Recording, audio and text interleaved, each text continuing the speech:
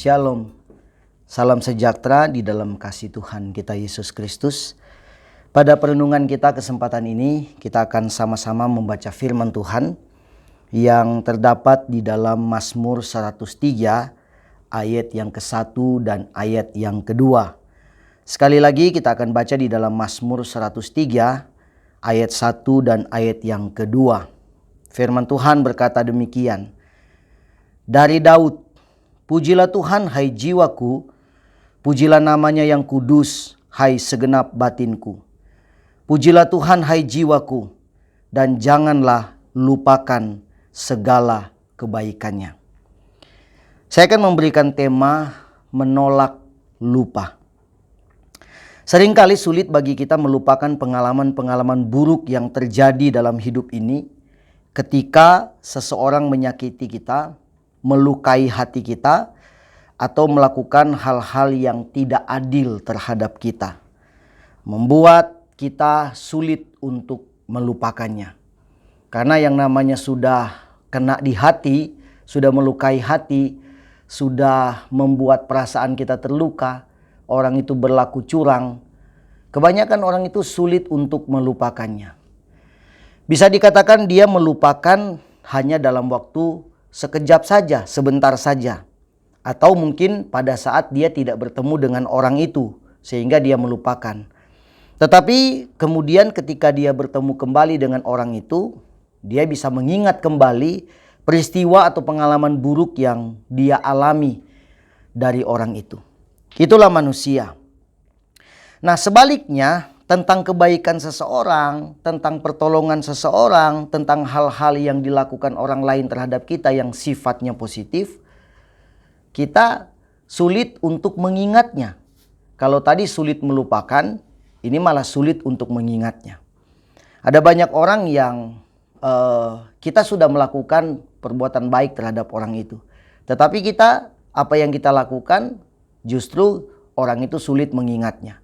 Atau sebaliknya kita malah sulit mengingat kebaikan orang yang dilakukan dalam kehidupan kita. Kalau kita bicara tentang mengingat, seperti apa yang dikutip dari pemazmur Daud, dikatakan, dari Daud, pujilah Tuhan hai jiwaku, pujilah namanya yang kudus hai segenap batinku. Pujilah Tuhan hai jiwaku, dan janganlah lupakan kebaikan Tuhan. Perikop ini Daud mengingatkan kepada kita supaya kita tidak melupakan segala kebaikan Tuhan yang sudah Tuhan kerjakan dalam kehidupan kita. Kita boleh melupakan hal-hal yang lain di dalam dunia ini. Melupakan apapun yang terjadi dalam kehidupan kita. Tetapi kita tidak boleh melupakan kebaikan Tuhan yang sudah Tuhan nyatakan dalam kehidupan kita.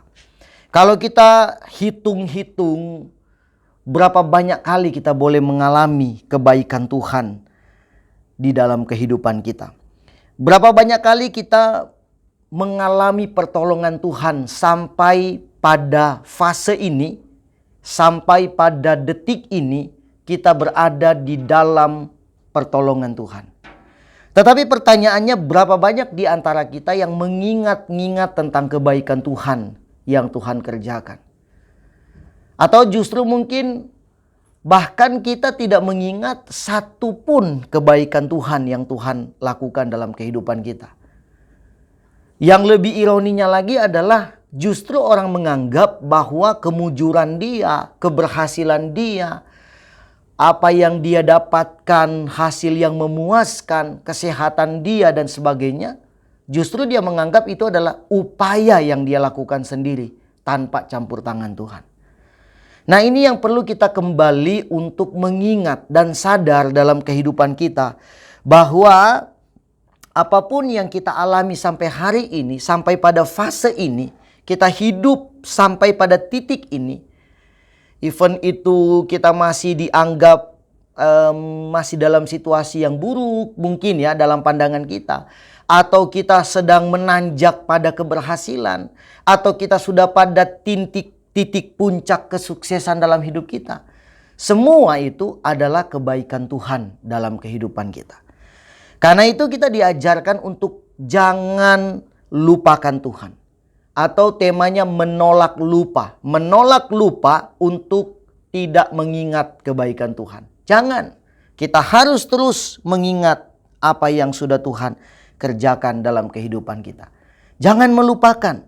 Kalau bicara melupakan, ada satu contoh ya, contoh buruk sebetulnya dicatat di dalam Alkitab. Bagaimana terjadi kepada ke-9 orang kusta yang disembuhkan Tuhan. Mereka dengan gampang melupakan Tuhan. Dalam Lukas 17 ayat 11 sampai 18, saya bacakan untuk kita semua. Saya berharap kita menyimak agak panjang ya. Lukas 17 ayat 11 sampai 18 dikatakan begini. Dalam perjalanannya ke Yerusalem, Yesus menyusur perbatasan Samaria dan Galilea. Ketika ia memasuki suatu desa, datanglah 10 orang kusta menemui dia. Mereka tinggal berdiri agak jauh dan berteriak, "Yesus, Guru, kasihanilah kami." Lalu ia memandang mereka dan berkata, "Pergilah, perlihatkanlah dirimu kepada imam-imam." Dan sementara mereka di tengah jalan, mereka menjadi tahir. Seorang dari mereka ketika melihat bahwa ia telah sembuh, kembali sambil memuliakan Allah dengan suara nyaring. Lalu tersungkur di depan kaki Yesus dan mengucap syukur kepadanya. Orang itu adalah seorang Samaria. Lalu Yesus berkata, "Bukankah ke-10 orang tadi semuanya telah menjadi tahir? Di manakah yang 9 orang itu? Tidak adakah di antara mereka yang kembali untuk memuliakan Allah selain daripada orang asing ini?" Kalau kita lihat dari keterangan ini, kelihatannya yang 9 orang ini orang Yahudi. Kelihatannya ya. Yang satu itu adalah orang Samaria. Dan kita tahu di dalam Alkitab mencatat orang Samaria itu adalah orang yang tidak percaya kepada Tuhan. Tetapi justru dialah yang kembali mengingat tentang Tuhan, mengingat apa yang dilakukan Tuhan ketika dia sembuh, dia kembali dan dia memuliakan Allah, dia sujud dan dia menyembah Tuhan. Sebaliknya yang 9 orang ini yang mungkin orang Yahudi adalah orang yang justru mengenal Allah, adalah orang yang justru beriman kepada Tuhan. Mereka tidak kembali, mereka melupakan Tuhan. Ini menjadi warning dalam kehidupan kita, menjadi perhatian bagi kita. Jangan sampai justru kita adalah orang-orang yang percaya Tuhan, adalah orang-orang yang selalu menyembah Tuhan, adalah orang-orang yang beriman kepada Tuhan, tetapi kita melupakan Tuhan. Justru orang lain yang tidak beriman kepada Tuhan yang sesungguhnya, mereka di luar dari beriman kepada Tuhan. Ketika mereka mengalami pertolongan, justru mereka mengingat akan kebaikan Tuhan. Melalui pesan singkat pada kesempatan ini, saya sebagai hamba Tuhan mengingatkan kepada kita semua, ayo mari kita mengingat kebaikan Tuhan dalam hidup ini.